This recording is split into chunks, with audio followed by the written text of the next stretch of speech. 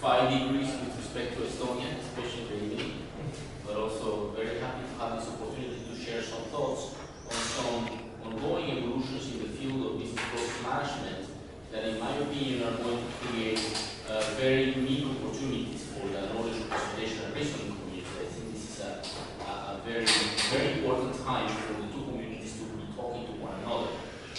And I'm going to basically try to center the talk into giving you an intuition of why these opportunities, new opportunities, are going to be open now that were not available 10 years ago. I think that there was some research in the context of the semantic web movement in terms of using semantic, knowledge representation and reasoning techniques that I say watered down in some cases to reason about business processes.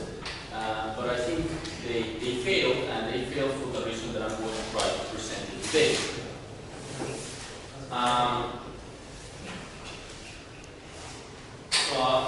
This is what I'm going to present is really joint work that we have been doing with Recall at TJ Watson in New York, in IBM Watson in New York, and a project called the AXI project, of which I'm going to briefly talk at the end. I'm not going to use the presentation to give us tremendous publicity. I'm just going to tell you at the very end what we're doing in that project. I'm a very applied researcher. That's why it's not important for me. My battery is down. You have one or two presenters. Yes, I have to take in my room. I will be back now. No, actually, the laptop.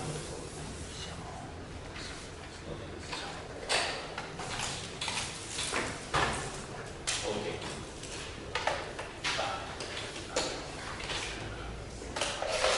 So I'm going to start by giving you an example. A lot of what I'm going to show you, I'm going to show you in this example.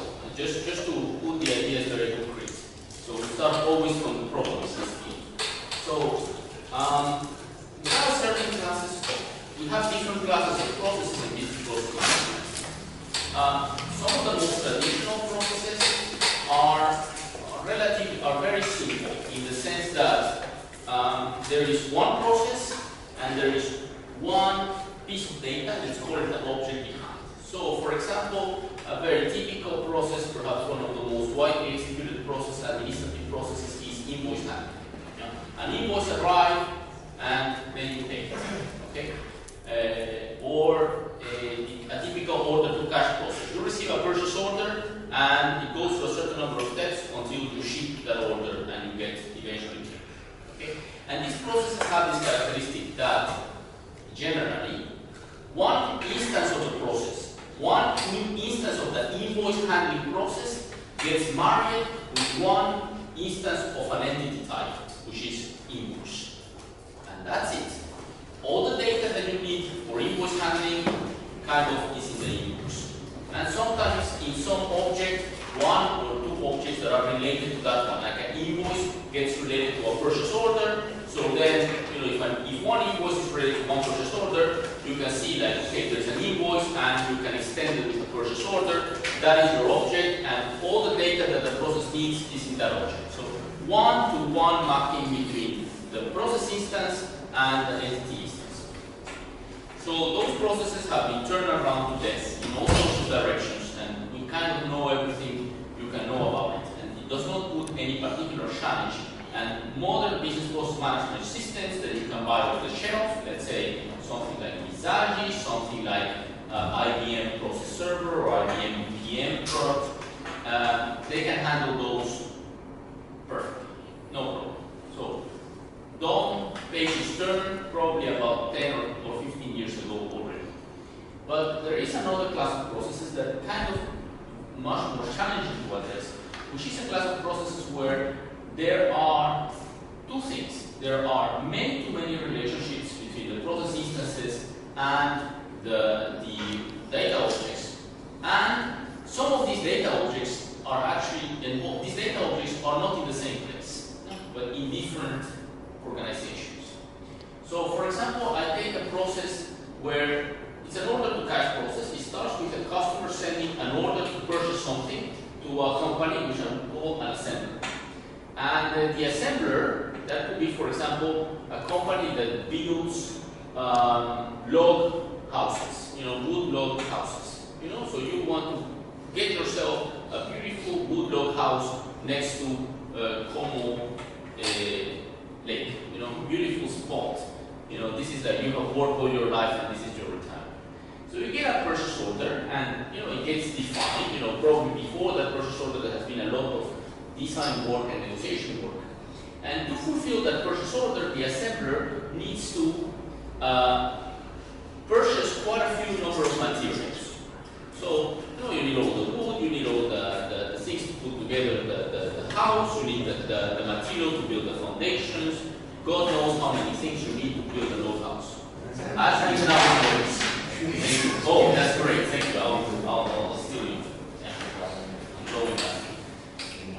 So the assembler has to translate that one customer order that it received into a number of orders to its supplier, which I'm going to call material purchase orders. This is orders to purchase that the assembler sends to their suppliers, and there are n suppliers. And n is of course not determined in advance; it's determined dynamically depending on the type of order. And these orders, these work orders, the customer order may place to several pieces of work that need to be done. Each of them may place to a work order. Each of those work orders is placed to a lot of material orders. Eventually, the suppliers will start to deliver. And as they start to deliver, either things have to be accumulated on stock or some work can start. So there are certain rules that will tell you when I have received certain amount of material, I can start doing one piece of the log house. And when I have received another bunch of material, I can do another piece of the log house. And then eventually all the pieces have been delivered and the house has been assembled, the thing is assembled and the order is fulfilled and shipped to the customer, which might be, giving you the keys to the log house it's built. Okay, so this is the happy path. Happy paths in BPM are always, very simple, but there are several problems. One of them is a customer may cancel or alter an order at any point in time in this process. Yeah, sorry, these stairs, I don't want them anymore like this, I want them like that. And the supplier sometimes cannot fulfill the order exactly in the way it was done. We cannot give you this particular piece of wood in this way, it's painted in this way, we can give it to you in that way. Or we cannot deliver you by the date you told us, but we can deliver you 2 months later. We should say, go to hell, I'll find somebody else. Okay? So things can go wrong in all these different material orders that came from this customer purchase. Okay, so that is the scenario. And now let me tell you how we will approach this scenario in traditional BPM. We will do something called the value chain. We will say that, okay, how are we creating value in this process? We first get a purchase order and we have to analyze it and decompose it into a lot of these material purchase orders. Then we have to place those materials purchase orders and we have to track them until the point that we get the products delivered. Then we have to assemble, we have to ship, and there is something that can happen at some point in time is that the customer alters the order or the supplier alters the order, so I'll have a separate process to handle cancellations. That's how we will set it. There's cancellation here, there's my happy path, and there is a cancellation in some other process. So this is the value chain is quite sequential, and this is some side stuff. I should maybe have put it below to say this is not part of the normal path of the process. And each of these boxes here will get decomposed into a business process, which we will capture in a notation such as the business process management notation, which is a notation that is very control flow oriented. Think about this. Let's put it that way. It's a derivative of flowcharts, glorified version of flowcharts with all sorts of additional constructs. Not necessarily simple. In fact, BPMN has something like 150 kind of different symbols. So it's not necessarily simple. It's actually complicated in a certain sense. But on the other hand, the foundations are very simple. You have activities and you have events, and you have arcs that tell you in what order things are executed, and there are things called gateways that will tell you that at some point in time we have to decide if we go left or right, or we can have to do two things in parallel, and then there are joint points where you join several things. It's pure control flow. So you have that event, I receive a customer PO, I check it. Here, for each line item in the purchase order, for each thing I have to do to build a house for my customer, I will find materials to do it and suppliers. I will order the materials, and by the way, there might be multiple materials for each piece of the product of the house that I have to build, and I will receive the materials and I will assemble the house. And when I'm done with all the pieces of the house that I have to build, then I will normally, it's the normal path, I will ship it, give the keys to the customer.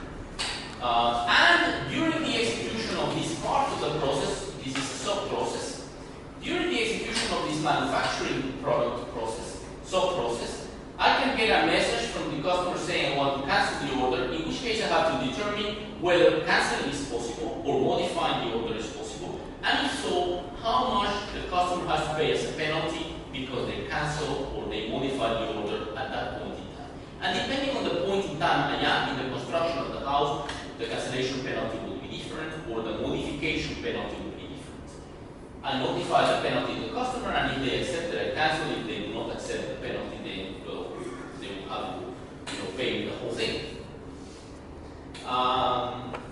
When I am ordering materials, I interact with the suppliers, I send them messages and I receive messages where they notify me what is the status of the materials that I have ordered from them. And behind each of these tasks, there is some data that is being used. You will see it in the diagram, it's made on purpose because there's an argument. This has to be as not cluttered as possible, and it has to be readable by different stakeholders, some of whom do not have any technical background, computer science type of background, or thinking that way. So it has to be on purpose, very simple. The data will be hidden typically inside, and every task you can see it as it's reading and writing from some working memory of the process. And the process has a working memory, there are variables, and when you receive data, you can write into that memory, and when you execute a task, you can read from the memory, show data to the user, write into the memory. So there is a working memory consisting of a set of variables to which each of these tasks in here can read to, from which they can read or they can write. This memory is shared by all the tasks? It's shared by all the tasks, and there is so processes are scoped. So they are processes on their own, so they have their own working memory, and when you invoke them, you give them the data as input, and when they finish, they give back to the parent process data as output, data that this parent process can then record in its own working memory. Just another thing about that. Yeah. So this is the standard way you model process today. So no activity diagram, no activity diagrams activity diagrams in the BPM community was never let's say a beloved notation. It was always like a love and hatred relationship with activity diagrams. And BPMN was, or notations in the style of BPMN were always the way people in the BPM community, I'm talking practitioners, want to see things. And when IBM came with the BPMN notation, then everybody said, wow, Nirvana, we have finally the standard we wanted, and everybody went behind it. So can we say that the BPMN is the entity relationship diagram of the process somehow? For good or for bad, it is definitely the conceptual model notation. Even there was a lot of noise around Intel, which was the notation that was being pushed more from the, let's say the IT vendors like IBM, Microsoft, etc. Because it came more from the programming language tradition, even though they did not want to say it. They didn't want to say Beetle is a programming language, but it came more from the programming language tradition, so they were trying to push it, but it was too low level. The actions in Beetles were basically I receive something, I send something, I assign a value to a variable. and assign a value to a variable, something that will never go in the mind of a process analyst. Yeah, you do stuff, and when you do stuff, when you finish, you maybe have to record some data. And to do something, you have to read data. But that, in the high-level model, it doesn't appear on the back of that thing. The developer will have to add that. You know, at most, it will give you something called data objects, which are like I say, for example, I say this thing here, this check PO requires the PO as in the purchase order as in. That's the most of business analysts will tell you. Now, how exactly the PO is used behind, but the IT guy has to find it out, not the business analyst. Okay. And behind that model, there is a data model. Okay, that is typically captured separately because these are two different roles. There's a process analyst and then there's a data analyst. And the data analyst figures out what data do we need to run this process. And we need a customer purchase order to record data that the customer gives us an input, which consists of a number of line items in the house. I have to build this, I have to build that. There's probably a little bar inside the house that I have to build and some room with a certain configuration, etc. And this line item, each of these line items will spawn certain work orders that I have to give to my manufacturing department, to the people in the construction department who actually do the stuff. The people in the construction department will take one of these work orders. Well, I have to build a mini bar in this house, and will decompose it into a number of material orders that they have to send to the suppliers in order to get the materials in order to build a mini bar for your own house. So that's the data that goes behind, and this is kind of unrelated in principle with this. Not loosely related, of course. The data that is being consumed and produced by these tasks is of these types or some other related types, but the connection is not explicit. Okay, so the thing is that these processes are executed across the organization. They cross organizational boundaries within the organization and across organizations. So the organization will be divided into functional departments, like there's the finance department, and they deal with invoices, accounts payable, accounts receivable, they receive invoices, they pay them. Okay? Then there is the sales department. A sales department, they talk to the customer, they convince them, you have to build this house, we will sell it, we offer you a big price, they give them a quote, they give them a design, etc. They have their own system with its own database. Finance has its own system with its own database. Manufacturing department, the guys, you know, let's say the engineers that are like designing the houses and managing the construction of the house, etc., they will have their own system as well. Each of the systems, which are applications, have their database behind. And then what you do is that the traditional BPM approach is you will put a business process layer on top of all these existing applications that will orchestrate the process from beginning to end. And that architecturally internally create a bunch of dependencies because different parts of the processes need to touch different parts of the data.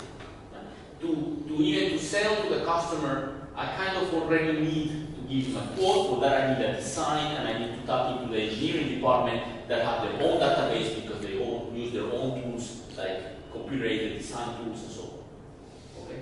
So one part of the processes touches data from different other applications, and you create this spaghetti. So, but these are the atomic, sorry, I'm asking a lot of yeah. very curious about. Sure. Are the atomic activities in the BPMN connected to these programs, right? Yes, they do. So can we say that these atomic activities are like views over this software, the software that's below? Okay, because they capture some aspect, but not really the entire process. Yeah. Okay, the entire program somehow. Yes, but they are, in practice, they are not as declarative as a view. Because a view will mean that you see it as, from a programmer's perspective, as the data is all there and you just tap into it. No.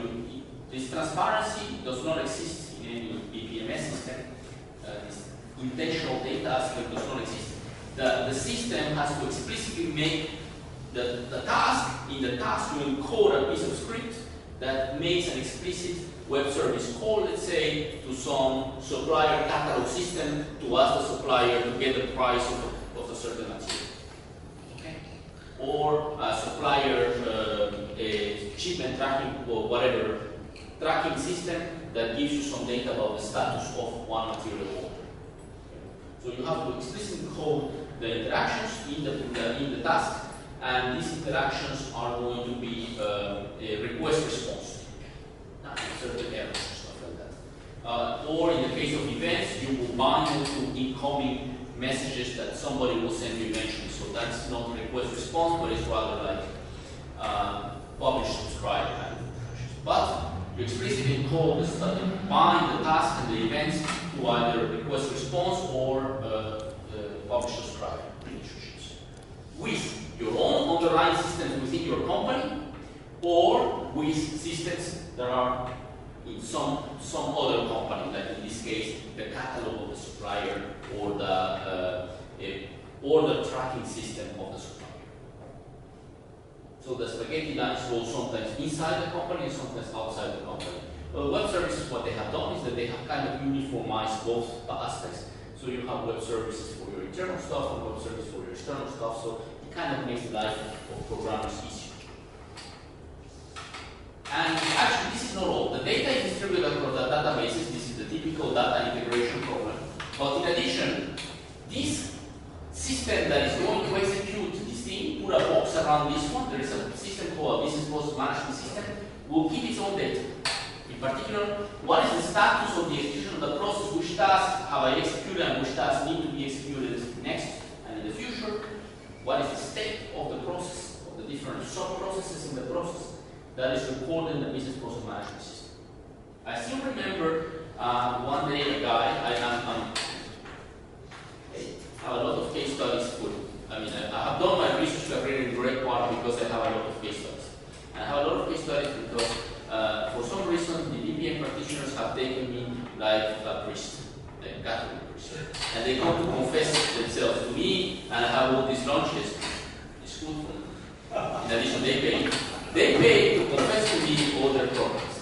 And one of them came to see me and said he had to make a decision to buy a business process management system, and there was a company called Italio which was making him an offer, etc. And he told me, but I have a problem with that system, and I think we're not going to purchase it. And the problem is the following. We have these land development applications, whatever, to develop pieces of land in Australia. Building permits, let's call them, to simplify. Building permits applications, and we have to track them. So we put a business process, if we buy this business process management system, the business process management system is going to get the application and record the details, and it's going to track the status of the application, tell me whether it has been sent to this place or whether we have received a response from that other place, because we have to interact with many government agencies to get through this process. And then it tells me, well, what happens? This business process management system will record all the data about the application in its own database.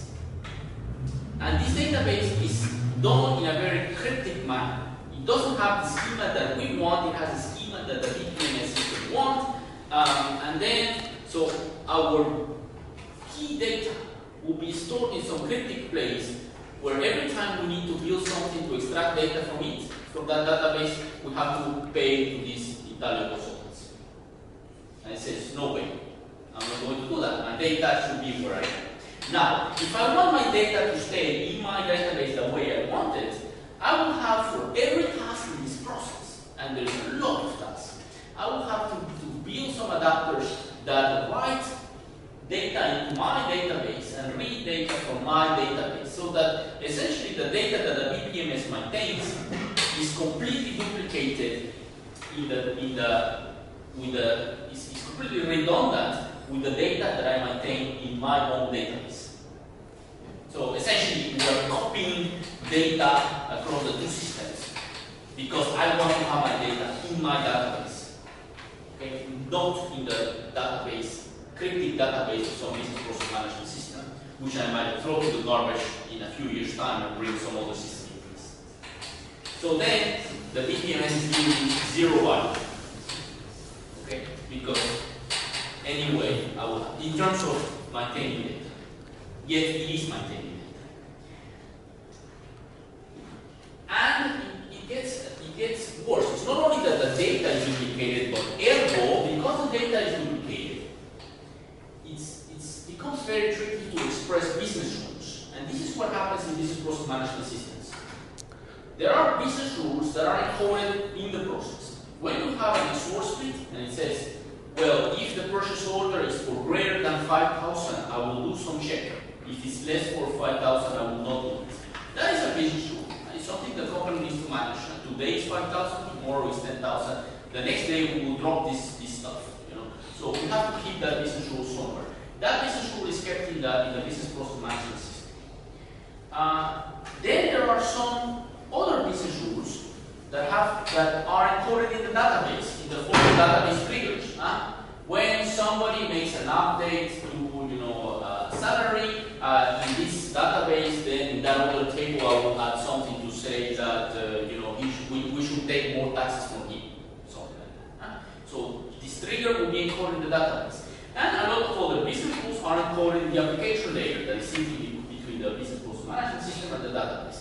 So when I receive a call from the business process management system, the application does some additional checks, to make sure sanity checks, to make sure that the data is correct and everything before it writes into the database. So we have business rules in the database layers, business rules in the application layer, business rules in the business process management system. So several layers of business rules because the data is different.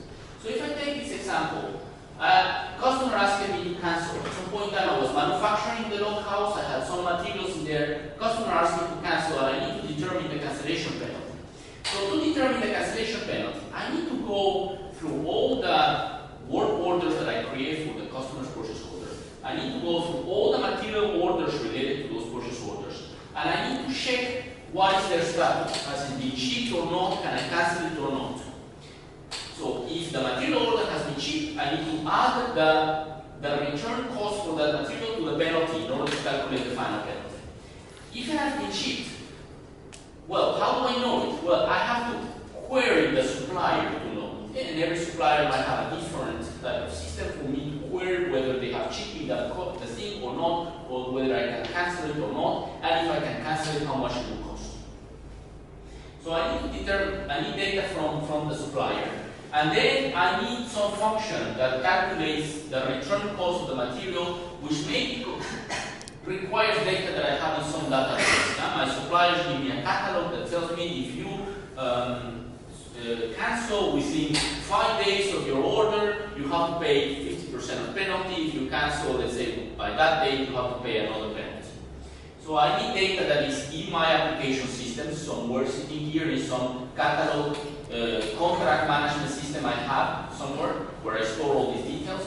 I have data that the suppliers give me about the status of the orders, and I have data that is stored inside this business process regarding the status of the different material orders. And I have to aggregate that data to calculate a cancellation penalty, so I'll bring data from a bunch of different places to calculate a cancellation penalty in here, and then I notify the penalty to the customer.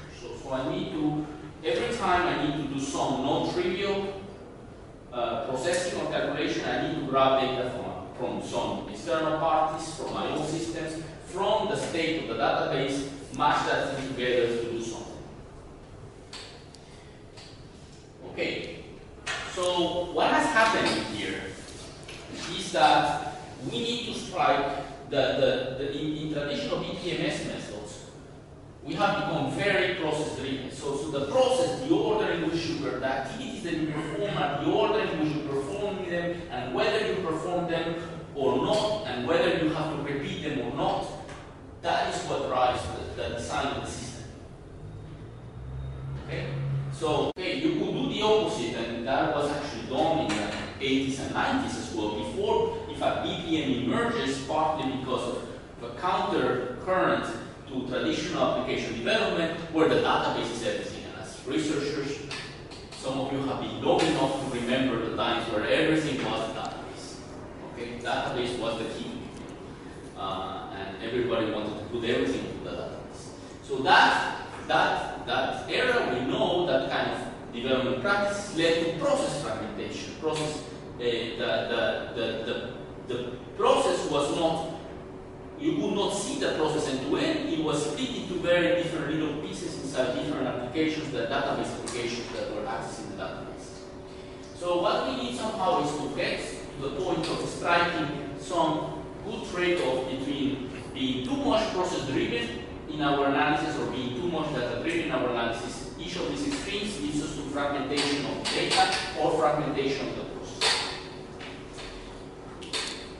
SOAs came early 2000s and throughout the 2000s and brought some lots of interesting ideas in terms of integration architecture. So this spaghetti thing I was talking to you about, where the process accesses data from all different places and you have every one of these little arms represents an integration point that you have to maintain. Well, SOAs make that a little bit simpler. First, in terms of technology, because of these web service standards, make it much easier to program a request response interaction, even across organizations than it used to be. But also, in terms of this movement came with an architecture to try to give you some structure to your systems. And a typical architecture that was proposed was the one that was echoed in many books, including some books by this guy Thomas Earl, which was a very prolific SOA author, an influential SOA author, which tells you, look, here's how we're going to build systems.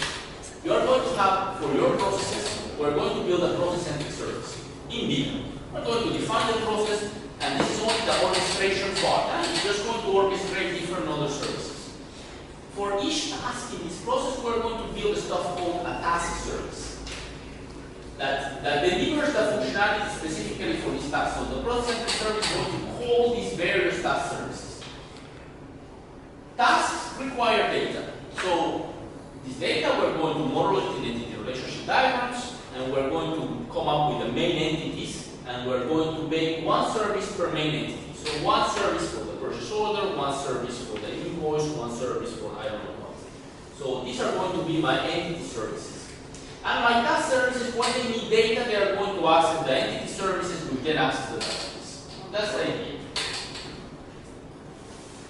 So, and there are some additional services that have to do with utility services for authentication and role-based access control and so on.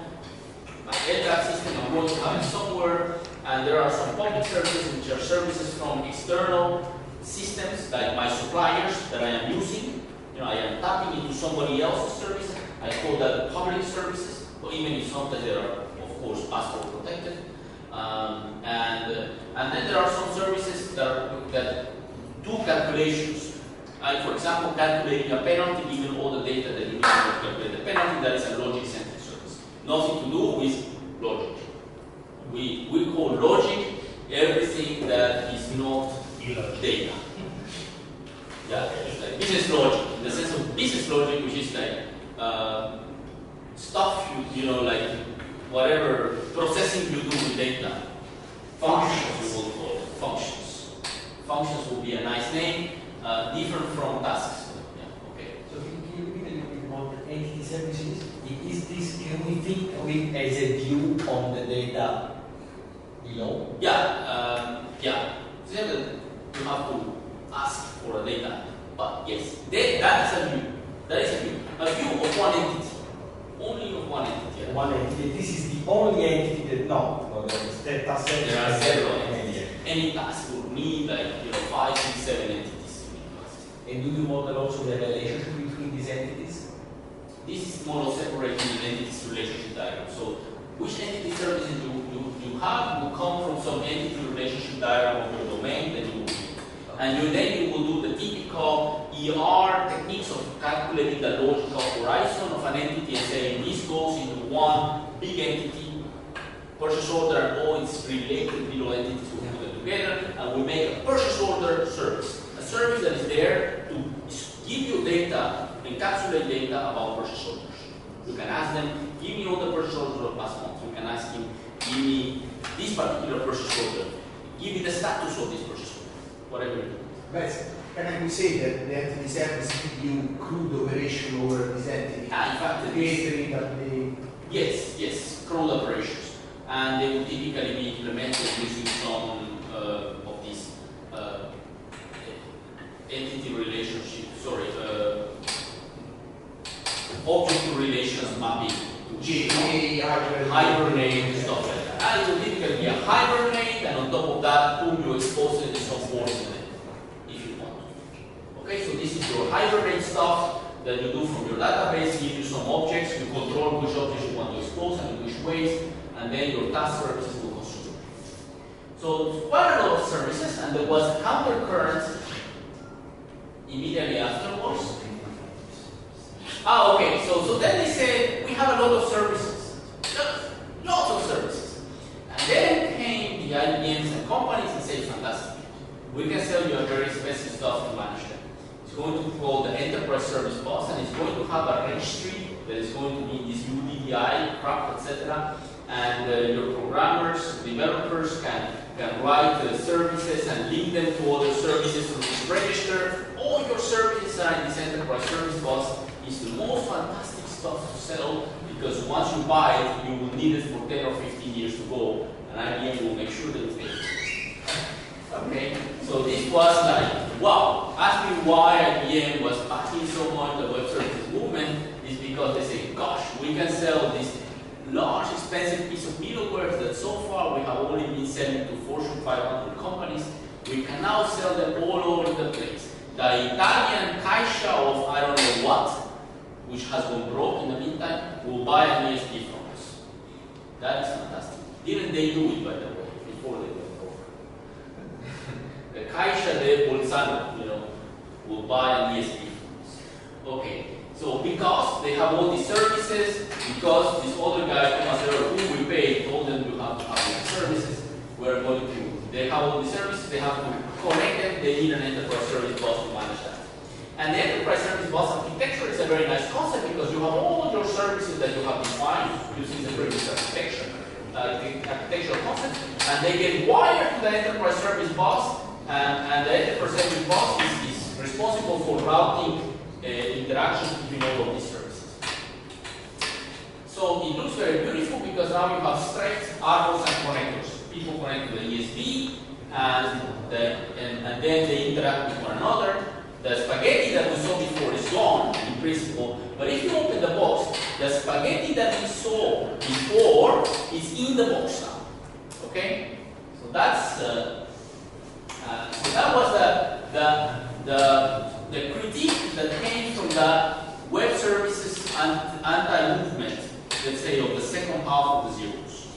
2006, 2010, you saw this anti-web services offensive from within the software architecture community, practitioners community, led by people who associate themselves with the REST movement, by the way. Like for example, this guy, Jim Weber, who was very vocal about all the evil aspects of these web services and enterprise service bus concepts. So what happens is that web services as a standard, don't get me wrong, is a great thing, a great step forward in terms of standardization and making network programming, like connecting client-server, building client-server applications, much more accessible than it was before. But the architectural concepts that were built on top of web service-oriented web services were like makeup. They were just trying to hide the complexity, by saying like, well, everything that you had before, you're still going to have it, but we're going to call them services, and they are going to be accessible to programmatic interfaces. Fine.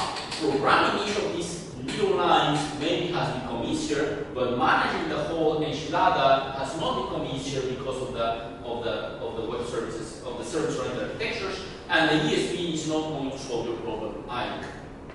So what has happened is that we have multiple conceptual models still in our architectures.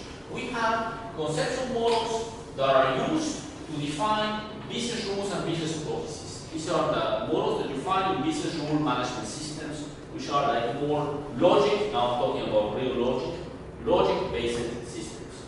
Watered down and with a lot of makeup, but it's logic-based systems. We have conceptual models also for data analytics. So you have applications that require doing summaries of all your data, and they do it through a data warehouse that uses a star schema. Okay?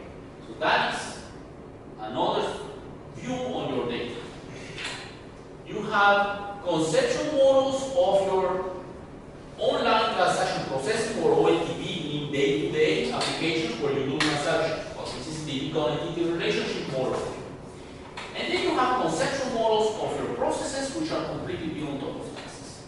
And you don't have integration across these conceptual models. And that is the fundamental problem in let's say, enterprise software architecture that is still to be addressed, and that SOAs have not addressed. They have just done some makeup by putting some web service interfaces on top of these various conceptual models. So they make certain things at the lower level easier, but they do not make anything at the higher level easier, in fact.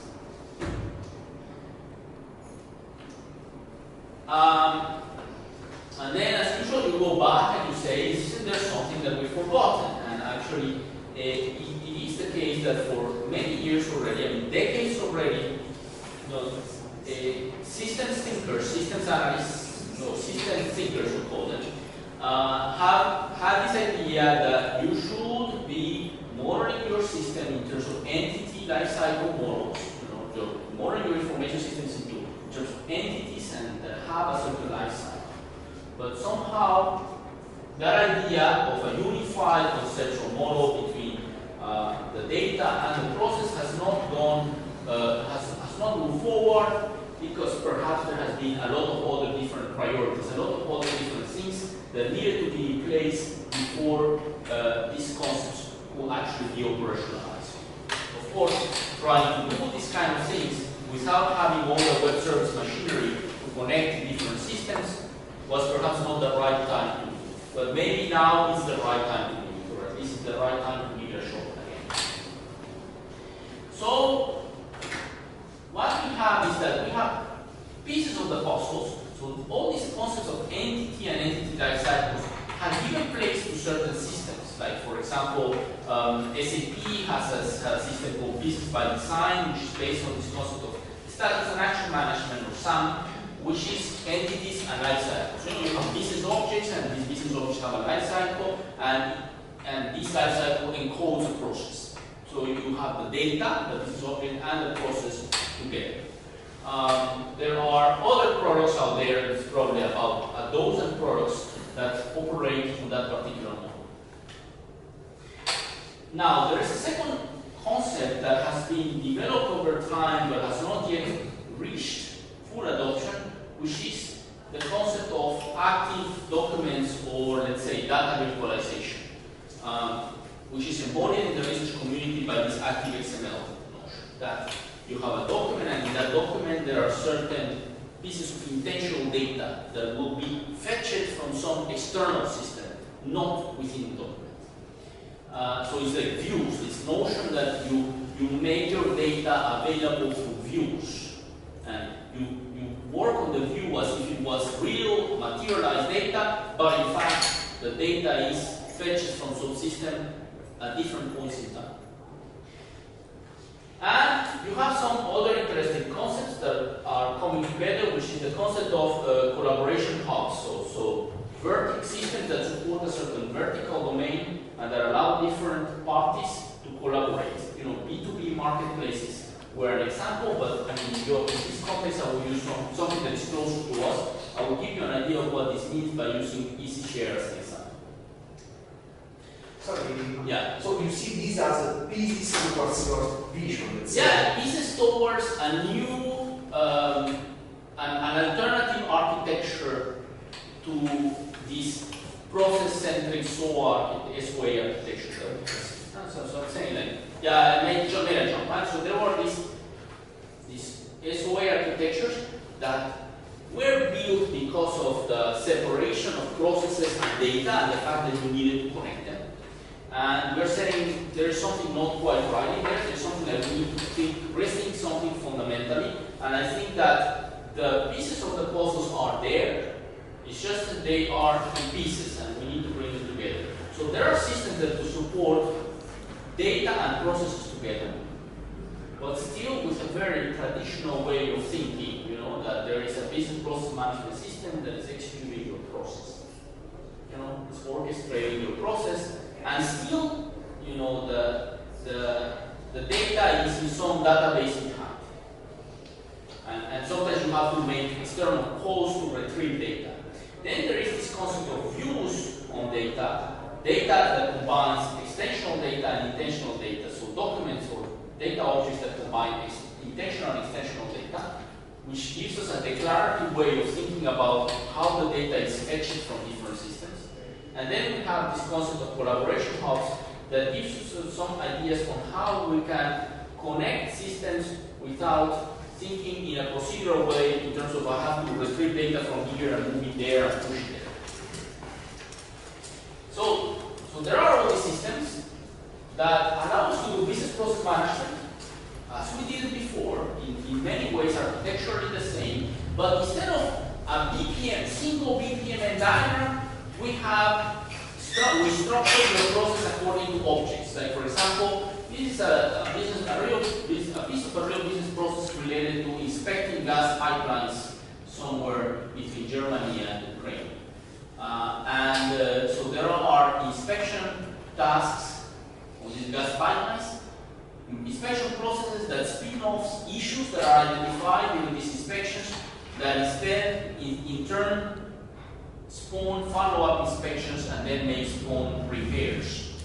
And each of these things, pieces of process, we're going to think about them in terms of objects, and we're going to model them using state machines, let's say. You know, and the transitions in the state machines are going to be actions that take me from one state to another state. But I'm still thinking of these actions as being something that reads and writes into the working memory of some object, or that retrieves data from some external system and possibly write it into the working memory of the object. So I'm still in a business process management system way of thinking. You know, a system that is executing a process that retrieves data from different systems and stores in some working memory and uses it to drive the execution of the process. Except that now my process is not a flowchart, it's a bunch of entity life cycles, each entity being a state machine. And the state machines send signals to one another. So there are all these state machine, for example, can spawn some other instance of another entity, and this entity can send back a signal to its parent entity and so on. So that's, I think, one piece of a puzzle towards like a new generation of business process management. Is that what IBM sells, so some artifact-centric, what they call the state machine? I think this is what IBM calls started when IBM started working. That's what they were calling artifacts. Okay, that's where it's coming. But they have some alpha products. They don't really sell it like it's not in their catalog. Sienna is a prototype, but they have something called Object Lifecycle Explorer, which is some modeling tool that doesn't execute, that they sell only on specific consultancy engagements. They do not have it on catalog that you can purchase. Has been renamed into something called Bella nowadays. The business entity lifecycle something. And it's not a product they sell, but it's a product that they bundle with consultancy services for some special customers. And I just cited some, but I mean, there are many vendors that have systems of this type. And that's what we started calling actually artifact-centric. And maybe to some extent this is still what we call artifact-centric. I think the second piece of the puzzle is this concept of views and mixing of intentional and extensional data. So traditionally you see that a process has a working memory, you know, where it reads and writes a bunch of variables, where the tasks are reading and writing.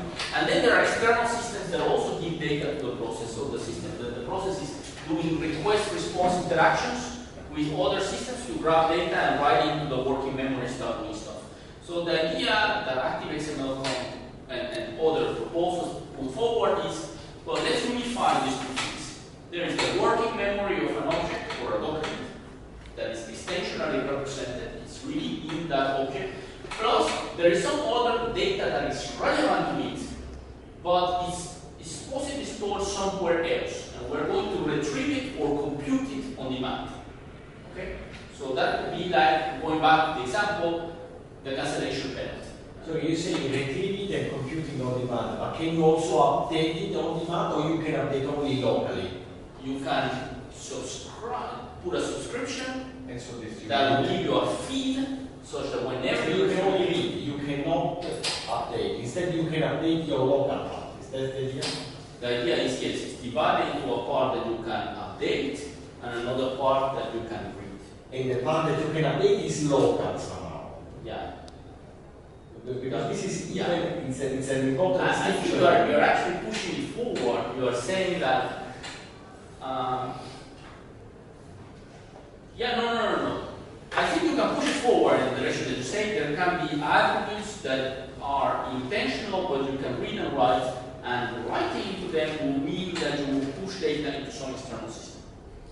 Like, for example, if I write into the, let's say, I can say like the customer address is intentional data. It is received from some external. It is there in an external system. When I write to it, it's updated in the external system. I write it locally, it gets updated in the external system. You can think about that variant as well. I think that would be the most powerful way of pushing this concept. The problem is, if this is transparent, so if you update things locally and things remotely in the same way, or in fact no. Okay, if you distinguish, so if you're saying you're sending a request of updating to the database, maybe. So this is different than updating yourself.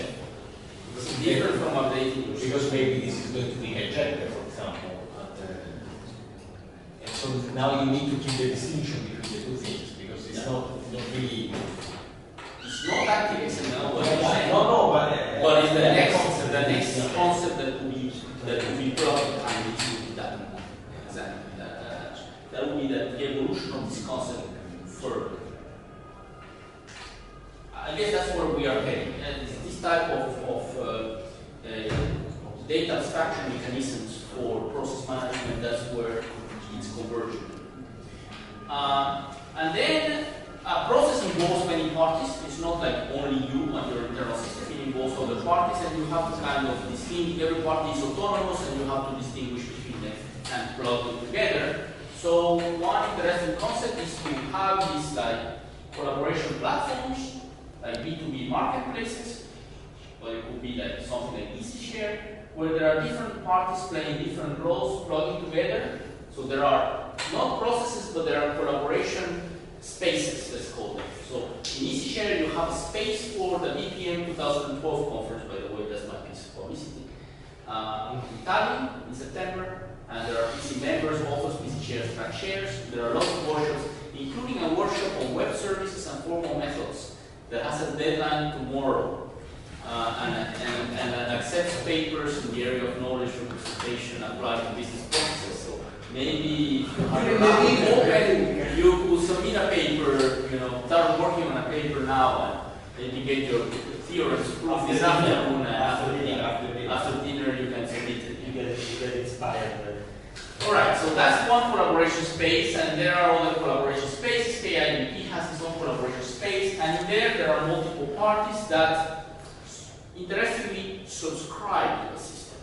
They subscribe and they log in, and they get notifications of tasks that they have to perform from the system. So I bring this forward because it's a very different way of thinking than the traditional business process management system. In the traditional business process management system, it's very request-response oriented. It's like you have tasks, and the tasks, when they need, will call some external system to retrieve data that they require. So it's like the active component in the business process management system, and it's calling and retrieving data from essentially passive systems that are just responding to requests. where this is an active system. It's a system where there are actors that write or interact in a collaboration space, and actions of one actor can cause some notifications or some tasks to be generated to somebody else in space, without me having to encode the fact that I receive a message from here, and I send a message there, and I receive a message from there, and I send a message there. It's more spontaneous way of communication. And I think that these three concepts, of, on the one hand, let me call them artifacts. So objects that have a life cycle. They encapsulate data, operations, and a life cycle that on top of those operations. Data virtualization, where you define a data view that contains all the data relevant for your process, including data about the status of the process that is updated locally within the process, data that is stored externally and that you need to retrieve or update on demand. This data virtualization concept is another piece of the puzzle towards, let's say, a new generation of business process management architectures.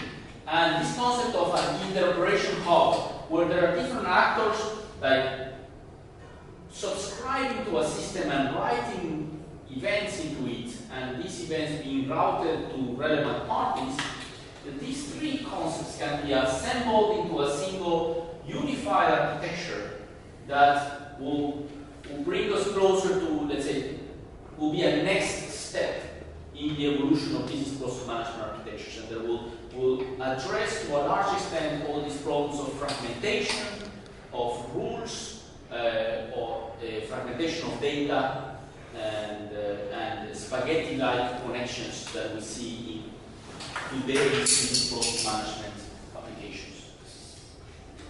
And this is the vision behind this artifact-centric service integration project that we are conducting, except that I must say we are guilty because we have watered it down. We have removed to a large extent all this part. We are not looking into it, even though I think this is very, very important piece of the puzzle. We are just kind of marrying this, developing this part and a bit of this part to come up with a new, let's say, a next generation business process management system. And the way it works at current, the starting point is that you express your process in terms of artifacts. This is an example of an artifact. An artifact that has an information model, everything that the artifact has, and it has some life cycle expressed, for example, in terms of a state machine, with transitions that essentially either read and write into this memory or connect to some external systems. This is the starting point. And so the previous process that we saw, where there were processes and sub-processes, will be captured in terms of a bunch of artifacts. There will be a customer purchase order artifact that has its life cycle, connected to a work order artifact that has its own life cycle. The customer order creates work orders. The work order creates material purchase orders for the various materials that we need to retrieve. And the customer order also creates an assembly object, which is the object that is tracking how far I am in the assembling of my product, let's say a log house. Yes? It's a case that this artifact corresponds to the entity of the service view when you present the original example. It's a case, or it's the idea that is behind it? I'm unifying the entity services with the task services and the process-centric service. Yes, but what I mean is that when you present the original architecture at the beginning of the story, you say you have the process, and then separately there is the data analyst that makes the data model. Now you are trying to say maybe that the node here before the example at the beginning. Yes. Yeah. Here you see the artifacts are. The composition and process of composition is not necessarily the same. So it does nothing to do with the data analysis in the traditional world, let's say. No. You would not be compose a process in the same way a process as you would in terms of artifacts of artifact. And this example might not be the perfect example to show you that. No, but yeah, I noticed that. Okay, it's not the same. So this is the. It's not always the same. I have seen several cases where you get a completely different decomposition. Because to begin with, processes have this call and return semantics. So you start them and they finish. Okay? And that's what the parent process is. The parent process doesn't see anything about the sub-process in the middle. Whereas the artifact, you can see it at different stages and it interacts with you.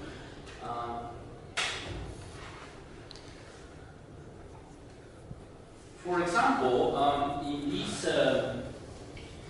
already in this follow-up thing,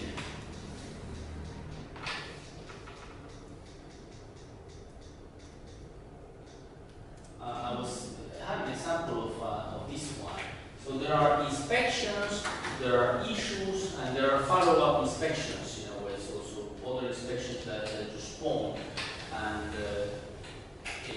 I think that in a traditional business process management approach, you will model it as follows. You will have like an inspection process. The inspection goes through performs different activities. And at some point in time, you will spawn issues, okay? And probably this issue will then spawn some additional inspection, and then I think you will structure it this way: inspection, issue, follow-up inspection, separately. And you already see that here I'm structuring a bit differently. It's like the inspection, the issue on the one hand, the follow-up inspection. So I'm breaking the hierarchy a little bit. And there are other examples. Typical example would be like you have shipments. You have to ship stuff to some place, to some city. There are different, so you have different customer purchase orders, and all the customer purchase orders that are going to Rome on a given day, I'm going to aggregate them together into a single shipment, and I'm going to send that in a single truck to Rome.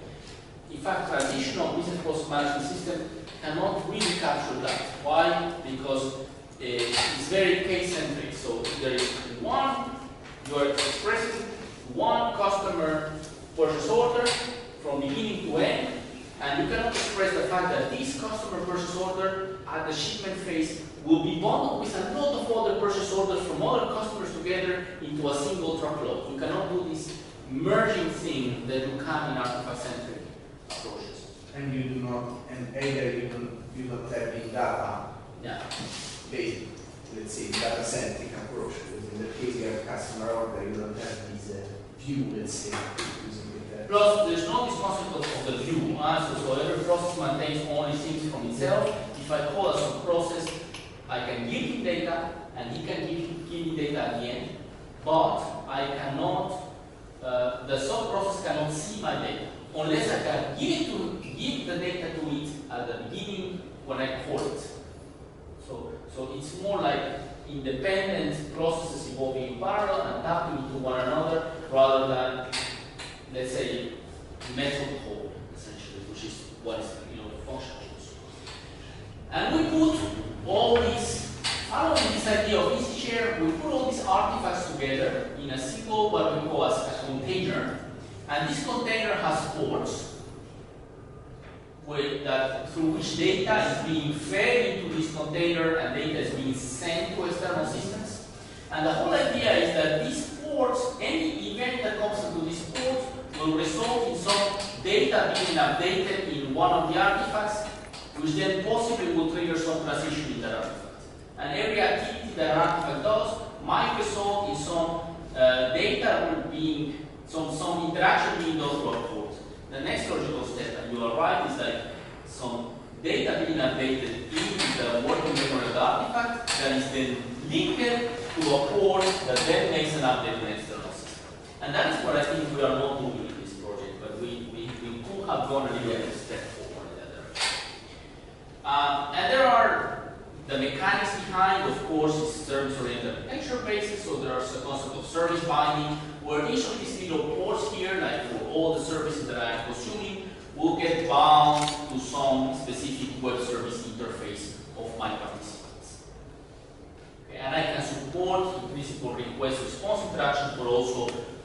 publish, subscribe, that interaction. So that is what the mission that we have, and in the interest of time, I'm not. Yeah, you have 5 minutes, we'll see start. That's 5 minutes. Okay, so I think I'm going to skip a little bit to go to my main point here. There's some advantages in this that this brings you. But it's still not the end of this initial artifact approach that we have, because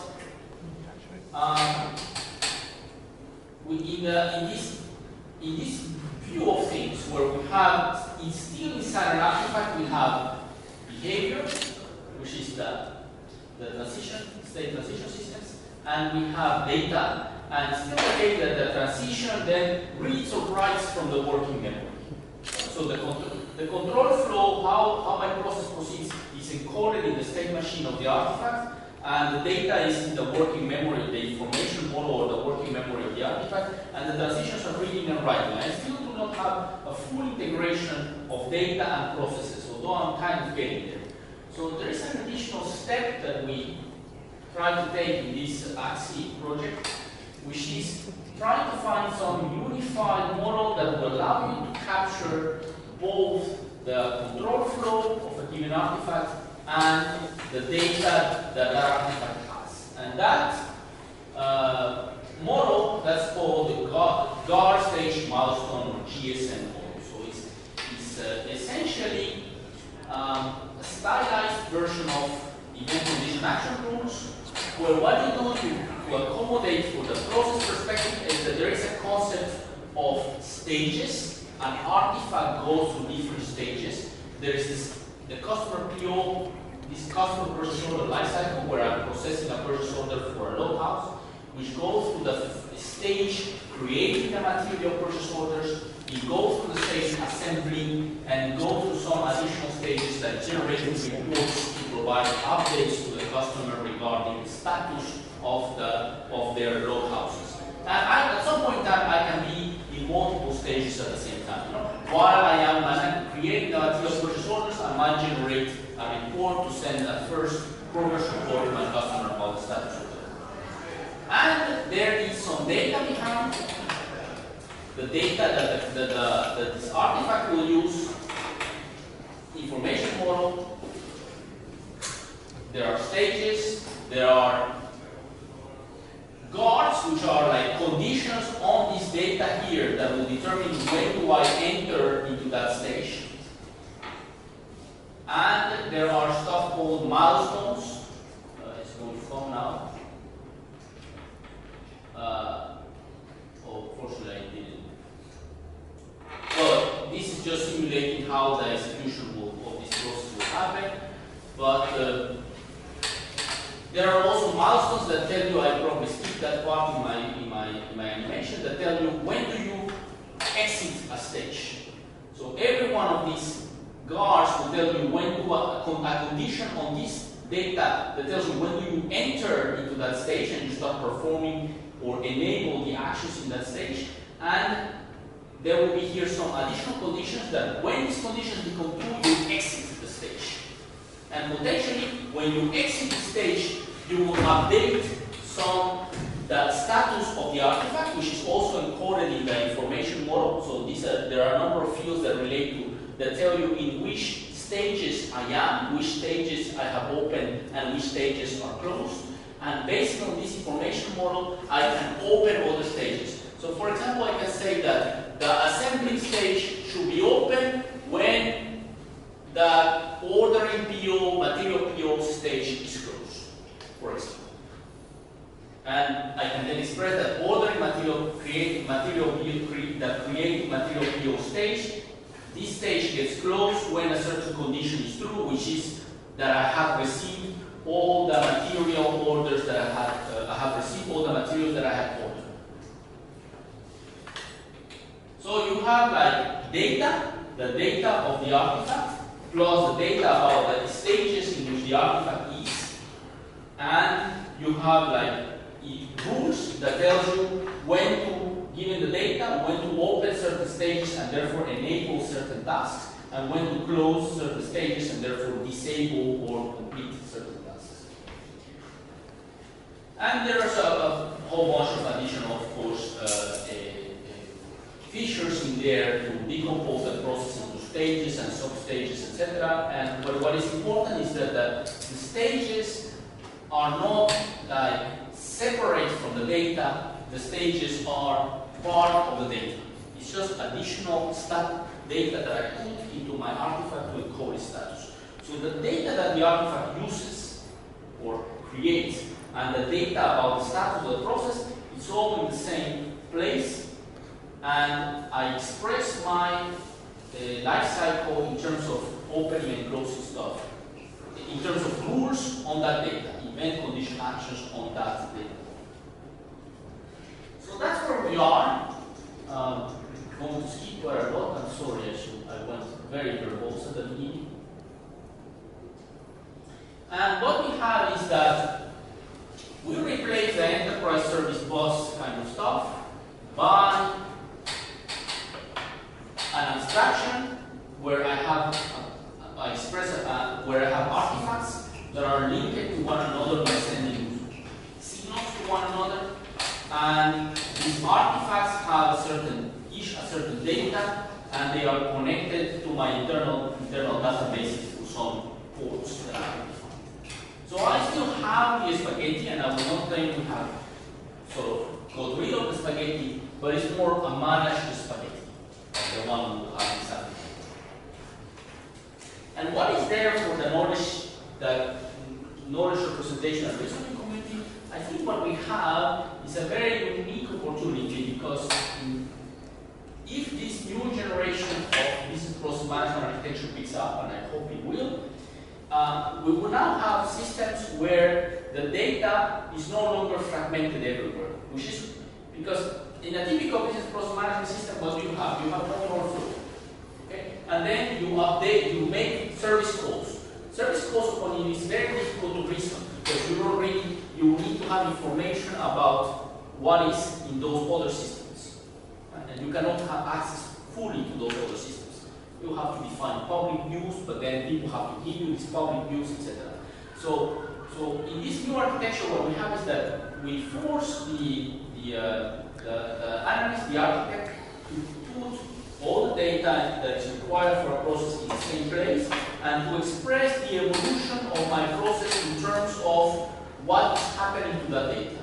And certainly, I think that we can do much more in terms of reasoning about the process, in terms of verifying whether the process satisfies certain properties, than we could with traditional BPM. In traditional BPM, if I give you a model, in general, the most you can reasonably do is test for things like, does the model deadlock? Does the model always reach a point where there is a token in the final place, and there is no token elsewhere. So this is all you can prove with such a control flow model. But with these artifact-centric models, where you have the data and you have a lot of information about what the structure of the data and how the data is linked to the process, you can do much more reasoning, you can verify much more sophisticated properties.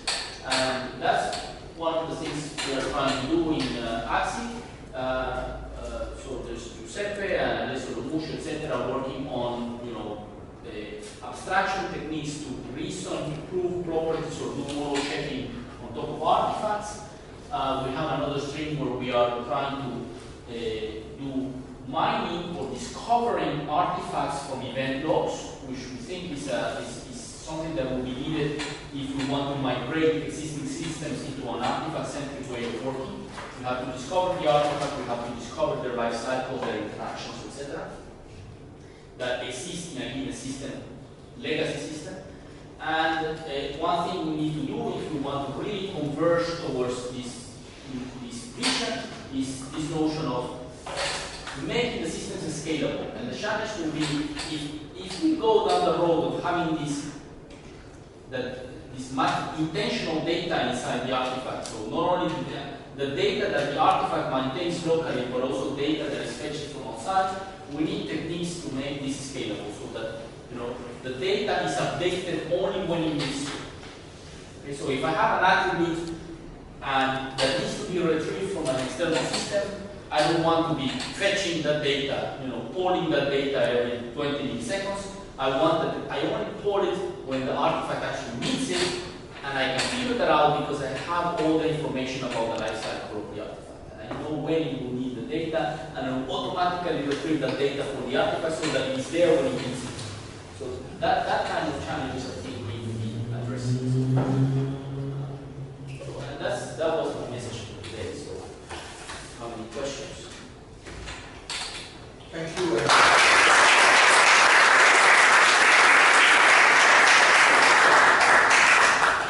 So, questions? Keep also in mind that Marlon is with us on the day and also during the dinner, right? So, And during coffee breaks. and during coffee breaks, yes, as well. So you prefer to make a lot of questions during, so let's go, also now that we recovered some time, let's go to the next